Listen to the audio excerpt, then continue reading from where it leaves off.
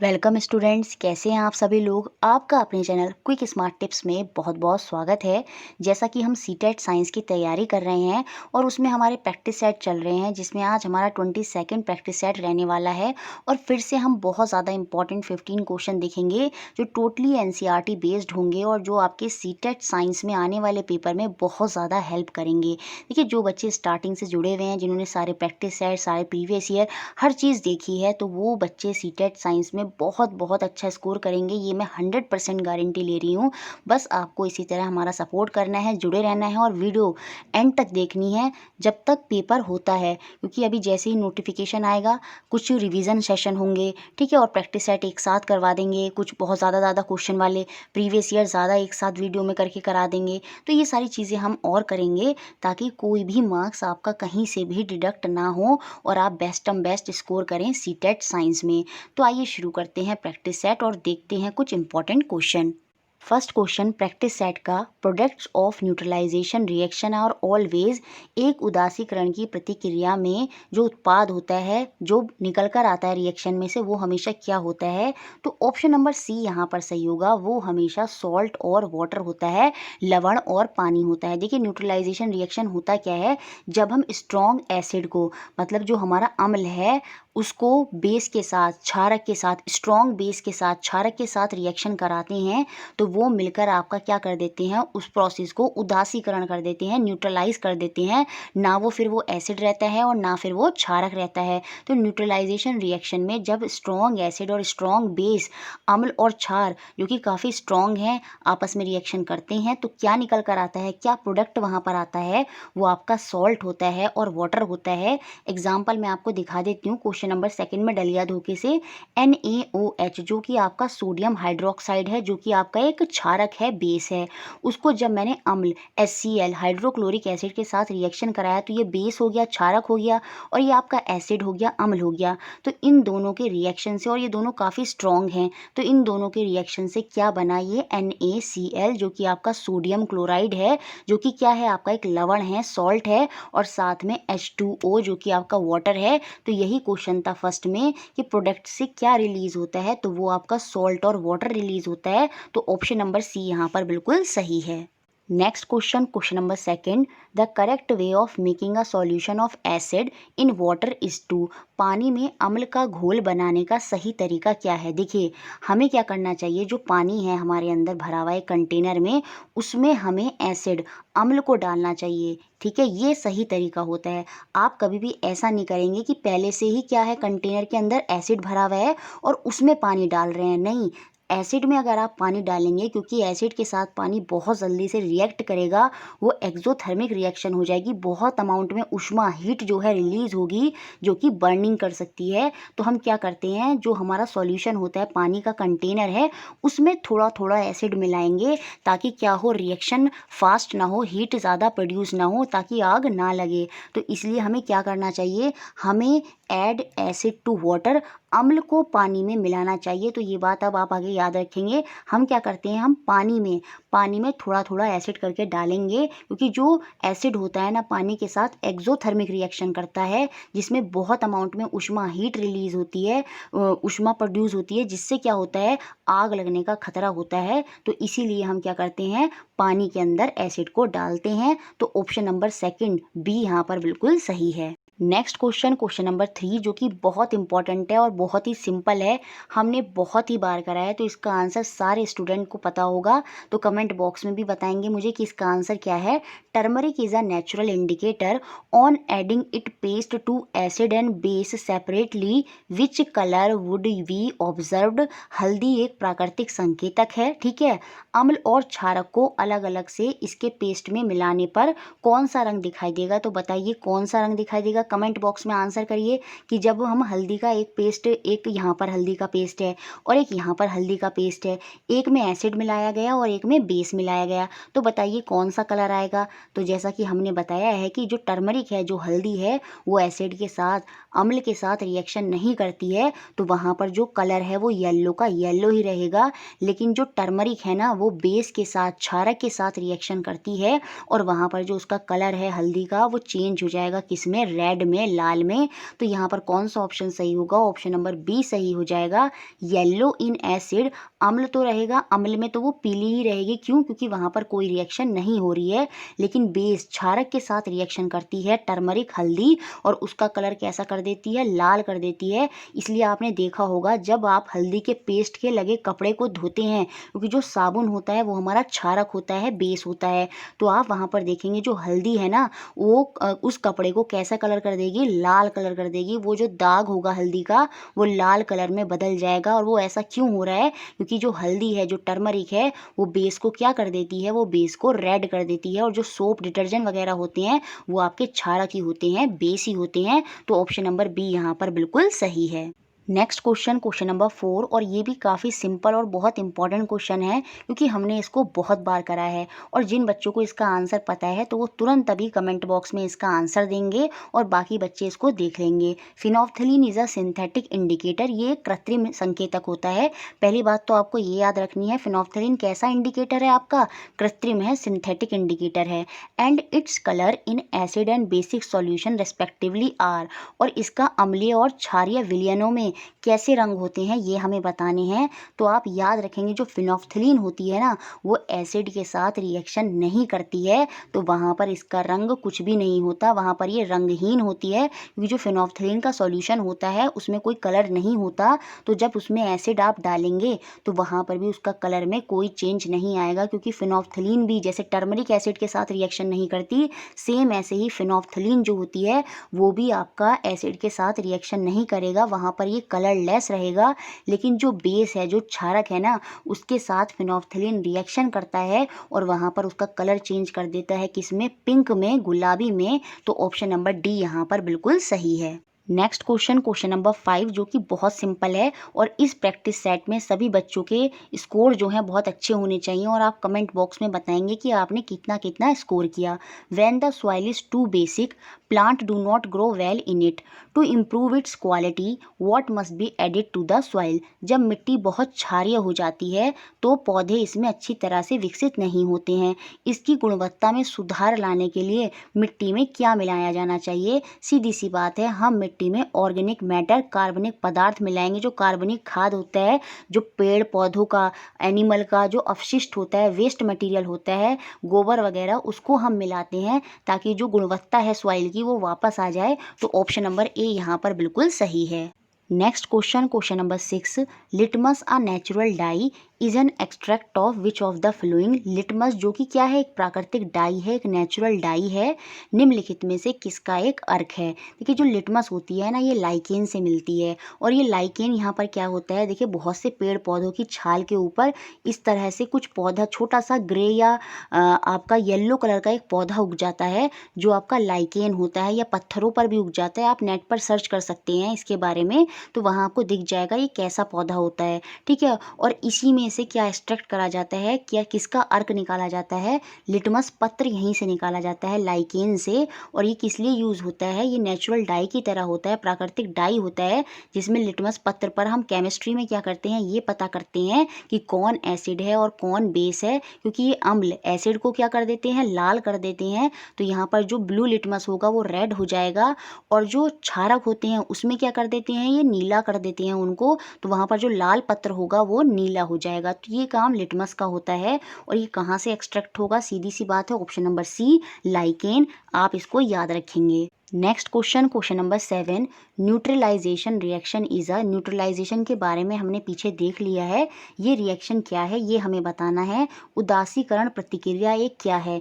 ये एक chemical change है that can not be reversed. देखिए केमिकल चेंज कैसे है? हमने एसिड, अम्ल की रिएक्शन कराई थी बेस के साथ, क्षारक के साथ, तो हमारा एक नया प्रोडक्ट बनकर आ गया, क्या? सॉल्ट। तो सॉल्ट यहाँ पर एक नया प्रोडक्ट आया है, और केमिकल रिएक्शन में यही होता है, रिएक्शन के बाद एक नया सब्सटेंस, एक नया पदार्थ बन जाता है, तो ये केमिकल चेंज हो गया। साथ में ये रिवर्स नहीं हो सकता, ऐसा नहीं कि आप लवण से उसमें से फिर से एसिड और बेस अलग अलग निकाल दें तो वो चीज़ वापस नहीं हो सकती। तो ये आप क्या है? न्यूट्रलाइजेशन क्या है? उदासीकरण क्या है?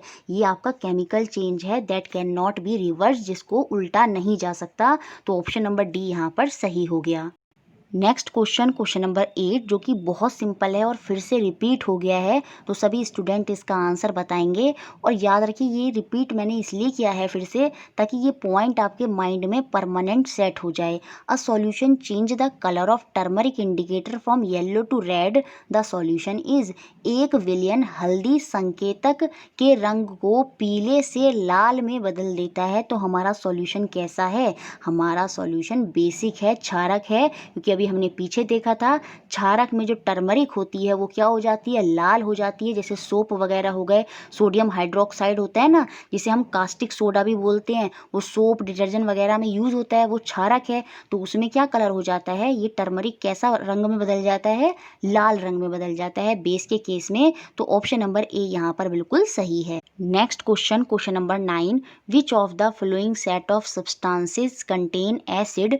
निम्नलिखित में से किस पदार्थ में अम्ल होते हैं, ये हमें बताना है और इम्पॉर्टेंट क्वेश्चन है ये। देखिए लाइम वाटर आ गया। लाइम वाटर जो है, चूना पानी जो है, ये आपका क्षारक है, बेस है। ग्रेप्स जो होंगे, अंगूर जो होंगे, इनके अंदर एसिड होगा। देखिए सेम ऐसी जो सोप है, जैसे सोडियम हाइड्रोक्साइड होता है, कास्टिक सोडा होता है, वो सब सोप में यूज होते हैं। तो सोप भी क्या है आपका? एसिड नहीं है, ये भी आपका बेस है, क्षारक है। सेम ऐसे ही मिल्क ऑफ मैग्नीशिया जो आपकी क्या होती है, जिसको हम बोलते हैं मैग्नीशियम हाइड्रोक्साइड, ये भी आपका क्या है? ये भी आपका क्षारक है। जब आपके पेट में, आपके स्टमक में एसिड ज़्यादा हो जाता है HCl, तो उस समय जो दवाई लेते हैं उसके अंदर मिल्क ऑफ मैग्नीशिया होता है, वो क्षारक होता है, ताकि वो पेट में जाके, हमारे स्टमक में जाके क्या कर दे? न्यूट्रलाइजेशन कर दे, उसको कम कर दे। ठीक है, तो मिल्क ऑफ मैग्नीशिया जो आपका मैग्नीशियम हाइड्रोक्साइड है, ये भी आपका क्षारक है, बेस है। तो यहाँ पर एसिड की बात कर रहा है, तो वो ऑप्शन नंबर डी हो जाएगा। दही के अंदर भी एसिड होता है, वो हमारा लैक्टिक एसिड होता है दही के अंदर। और विनेगर जो सिरका है, उसके अंदर भी हमारा अम्ल होता है। तो ऑप्शन नंबर डी यहाँ पर बिल्कुल सही है।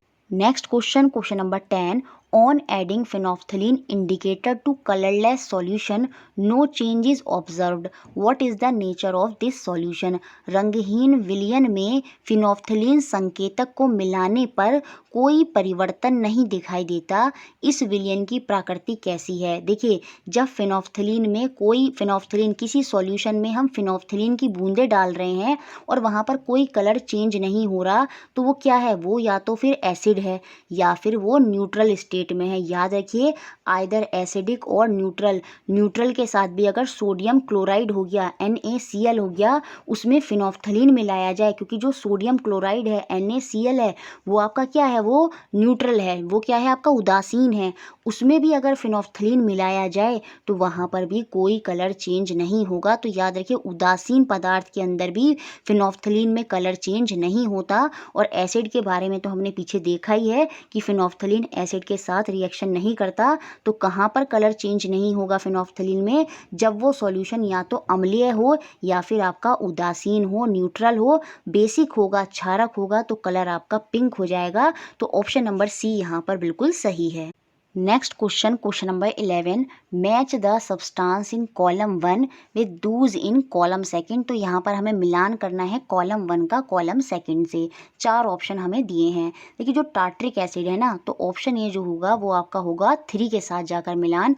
अनराइप मैंगो जो कच्चे आम होते हैं उनके अंदर आपका टार्ट्रिक एसिड ही पाया जाता है। उसके बाद अगर मैं कैल्शियम हाइड्रोक्साइड की बात करूँ, तो ये हमारा चूना पत्थर या चूना वाला जो पानी होता है, लाइम वाटर होता है, उसमें आपका कैल्शियम हाइड्रोक्साइड ही उसको बोलते हैं। तो बी जो है वो आपका 5th के साथ हो जाएगा, लाइम वाटर। फॉर्मिक एसिड, देखिए अगर मैं फॉर्मिक एसिड की बात करूं तो ये हमारा चींटी के डंक में, आंट स्ट्रिंग में पाया जाता है। तो ये हो गया सी का आपका 4। सोडियम हाइड्रोक्साइड जो कि आपका क्या हो जाएगा? NaOH जो कि आपका एक क्षारक है, ये सोप और डिटर्जेंट के अंदर पाया जाता है। तो डी आपका 1st के साथ हो जाएगा। सेम ऐसे ही लैक्टिक एसिड होता है ई, वो आपका दही के अंदर पाया जाता है, तो वो आपका कर्ड के साथ हो जाएगा। तो यहाँ पर जो ऑप्शन सही होगा वो पहला ऑप्शन सही होगा। ए का हमारा 3rd होगा अनराइप मैंगो, बी का हमारा 5th होगा लाइम वाटर, सी का हमारा आंट स्ट्रिंग होगा, चींटी का डंक, और सोडियम हाइड्रोक्साइड आपका सोप होगा 1 होगा, और लैक्टिक एसिड आपका कर्ड होगा, दही होगा 2nd होगा। तो फर्स्ट ऑप्शन हो गया यहाँ पर बिल्कुल सही। Next question, question number 12, which of the following statement is incorrect. निम्नलिखित में से कौन सा कथन गलत है, ये हमें यहाँ पर बताना है। Substances can be acidic, basic और न्यूट्रल। जी हाँ, पदार्थ आपका अम्लीय भी हो सकता है, क्षारकीय भी हो सकता है, उदासीन भी हो सकता है। ये उस पदार्थ पर निर्भर करेगा कि वो कैसे फीचर अपने अंदर रखता है। तो ये बात तो हो गई सही। Calamine can be use to treat ant sting. जी हाँ, चींटी के डंक के इलाज में हम कैलामाइन का उपयोग करते हैं, क्योंकि कैलामाइन आपका क्षारक है और चींटी के डंक में एसिड है। उसको कम करने के लिए हम कैलामाइन का यूज़ करते हैं। ये बात आप याद भी रखेंगे तो ये बात है सही। और हमें गलत स्टेटमेंट यहाँ पर बताना है। अ कंपाउंड इफ एसिडिक, अगर कोई यौगिक जो कि अम्लीय है, will turn all indicator red, सभी संकेतकों को लाल कर देगा। ज़रूरी नहीं है, कोई अगर अम्लीय है, अलग अलग इंडिकेटर पे उसका कलर अलग अलग होगा। जैसे येलो जो आपका टर्मरिक थी, हल्दी थी, वो भी एक इंडिकेटर था, तो उसमें तो अम्ल के साथ कोई रिएक्शन नहीं हो रही है। कोई और इंडिकेटर होगा तो हो सकता है वहाँ पर कोई और रिएक्शन हो, लाल कलर ना हो, कोई और कलर हो। तो ज़रूरी नहीं है कि हर इंडिकेटर पर अम्ल जो है वो लाल कलर दे। ये बात तो बिल्कुल सही नहीं है। तो यही ऑप्शन यहाँ पर क्या होगा, गलत होगा। बाकी सारे स्टेटमेंट सही होंगे। तो आंसर होगा आपका ऑप्शन नंबर सी। चौथा स्टेटमेंट भी देख लेते हैं। Blue litmus does not change to red in common salt solution since it is a neutral. जी हाँ, जो कॉमन सॉल्ट है वो आपका न्यूट्रल होता है। जो आपका NaCl है, सोडियम क्लोराइड है, वो आपका कॉमन सॉल्ट है, वो न्यूट्रल होता है और वहाँ पर कोई फ़र्क नहीं होगा। तो ये बात भी सही है। तो गलत कथन कौन सा है, option number C. Next question, question number 13, जो कि हमारा पेडागोजी से है। How could learning be made more meaningful for student of class 7 by the teacher while teaching the topic save water. शिक्षक द्वारा कक्षा 7 के बच्चों को पानी बचाओ विषय पर अधिगम को किस प्रकार अधिक सार्थक बनाया जा सकता है। सबसे पहले स्टूडेंट से ये कहा गया कि आप एक पोस्टर बनाओ। ये बहुत अच्छी विधि नहीं होगी, क्योंकि साइंस में क्या होता है, क्रिएटिविटी होती है, बच्चे खुद से करें, जहाँ बच्चे सभी मिलकर पार्टिसिपेट करें, प्रोजेक्ट वर्क हो, ये सारी चीज़ें साइंस में होती हैं। Asking student to write an essay, ऐसे तो बिल्कुल बेकार ऑप्शन है साइंस के लिए। हम उनसे निबंध लिखने के लिए बिल्कुल नहीं कहेंगे। Asking student to interview people in their colony about water consumption and carry out water audit. जी हाँ, ये करा सकते हैं हम। सेव वाटर टॉपिक से रिलेटेड है। बच्चों को पानी की खपत पर अपने मोहल्ले के लोगों का साक्षात्कार, ये कितने लोग हैं कि उनका इंटरव्यू लेंगे। बच्चे क्या करेंगे कि आप बताइए पानी कैसे सेव करेंगे, तो हर लोग अपनी अपनी राय देंगे। तो वहाँ पर बच्चे खुद से कर रहे हैं, नई नई चीज़ें सीख रहे हैं, वहाँ पर वो ज़्यादा एक्टिवली पार्टिसिपेट करेंगे। ठीक है, तो वो जब अपनी कॉलोनी के मेंबर का ही इंटरव्यू लेंगे, पूछेंगे उनसे कि पानी को कैसे बचाएंगे, है ना, ये सारी चीज़ें। और साथ साथ में क्या करेंगे, जल जांच करवाना, जल की जांच भी कराएंगे कि आपका पानी शुद्ध है अशुद्ध है। जैसे उसमें फिटकरी वगैरह डलवा के, मतलब कुछ भी एक्टिविटी वहाँ पर बच्चे करेंगे, इंटरव्यू लेंगे। तो ये आपका सबसे अच्छा बेस्ट मेथड होगा साइंस में।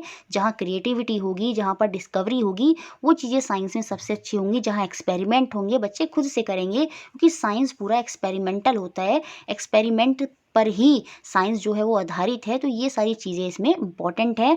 बाकी क्विज हम नहीं कराएंगे, वो साइंस में इतना अच्छा नहीं होगा। तो ऑप्शन नंबर सी ही यहाँ पर बिल्कुल सही है। Next question, question number 14, for an effective discussion in class 7 on the topic why smoke rises up a science teacher should.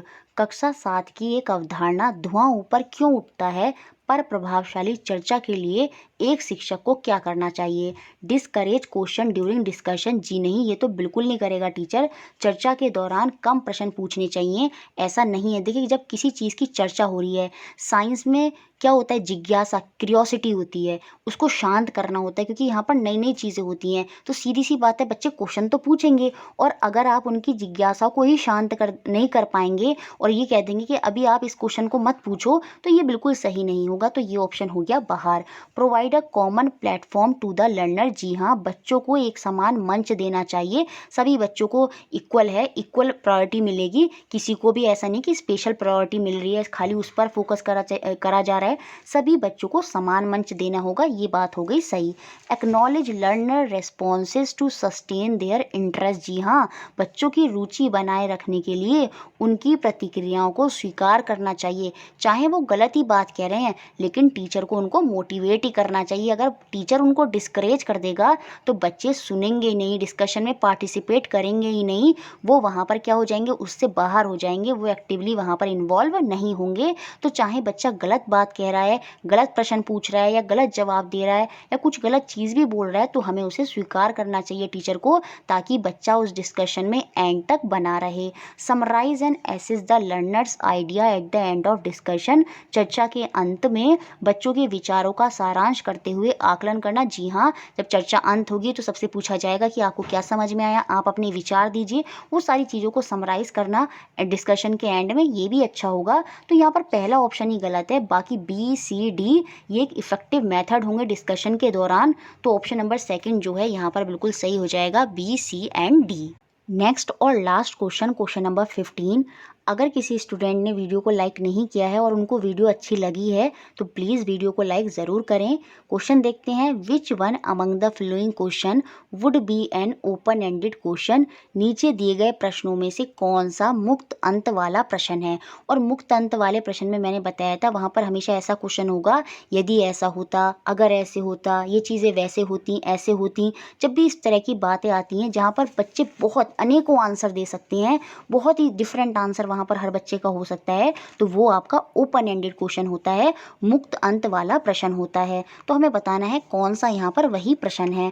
Y do we slip on banana peel. तो ये तो एक सिंपल सा आंसर होगा, क्योंकि घर्षण की वजह से ऐसा होता है, वहाँ पर घर्षण कम होता है तो हम फिसल जाते हैं, तो सभी का आंसर एक सा होगा, तो ये ओपन एंडेड नहीं है। What would happen if force of friction ceases to exist. यदि घर्षण बल ना हो तो क्या होगा। यहाँ पर बच्चे अलग अलग आंसर देंगे। और क्वेश्चन कैसे बना, यदि ये चीज़ ना हो तो वो कैसे होगी। तो यहाँ पर बच्चे एक आंसर नहीं देंगे, क्योंकि ये कोई क्वेश्चन का एक एग्जैक्ट आंसर नहीं है। यहाँ पर हमने बच्चे को सोचने के लिए मजबूर करा है कि अच्छा ये चीज़ ऐसे होगी तो बताइए कैसे होगा। तो अलग अलग बच्चों के अलग अलग आंसर आएंगे। तो ऑप्शन नंबर बी ही जो है ना, वो आपका ओपन एंडेड क्वेश्चन होगा। Why it is easier to roll a barrel than on slide it on a flat surface. ये भी फ्रिक्शन की वजह से होगा। How do banked curved on road prevent skidding. ये भी जो है ढालू वक्र सड़कों पर फिसलने के लिए किस प्रकार रोकते हैं। तो ये सब जो है इनके एग्जैक्ट आंसर होंगे। लेकिन जो ऑप्शन नंबर बी है वो आपका ओपन एंडेड क्वेश्चन है। तो ये थे आपके 15 क्वेश्चन। मुझे लगता है सभी क्वेश्चन आपको क्लियर हुए होंगे। वीडियो अच्छी लगी है तो लाइक ज़रूर करना है, शेयर करना है, सब्सक्राइब करना है और इसी तरह हमारे साथ जुड़े रहना है। Thank you for watching.